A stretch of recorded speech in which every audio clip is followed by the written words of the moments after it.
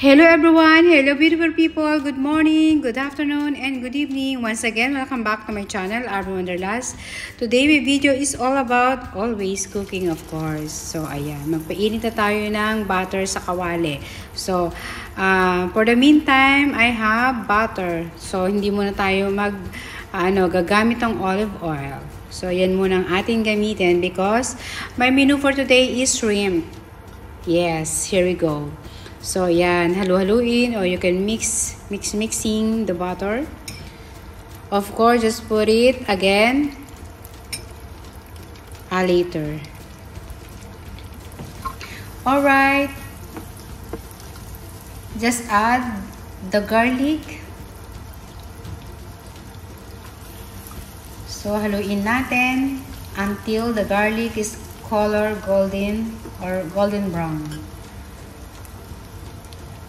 And add again the onion. So once again, I always tell you, I always mention on my video, don't always go to the restaurant and to the fast food chains for order your food. Much better you cook your own food, you know. So, lagyan natin ng some ingredients like paprika and powder pepper, and of course, I never forget to put garlic powder. So it's up to you, mga kalangga, or to all my lovely friends, if you don't want to put paprika or garlic powder or powder pepper, is up to you. If you want to put only salt like that, it's okay. But for me is I put of my some ingredients like paprika, garlic powder, and powder pepper. Yes. Alright, just add the mushroom.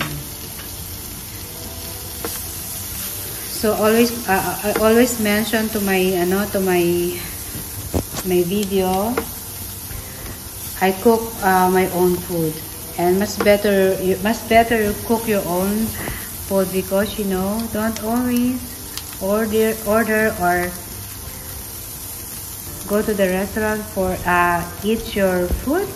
Much better you cook your own food, of course. So, ayan na po ang aking shrimp. Yes. Tingnan nyo po yung shrimp ko is very fresh. I bought in a Carrefour. So, I think it's half kg. And, the size is very, I think the size is large or medium. I think for me it's large. It's very big.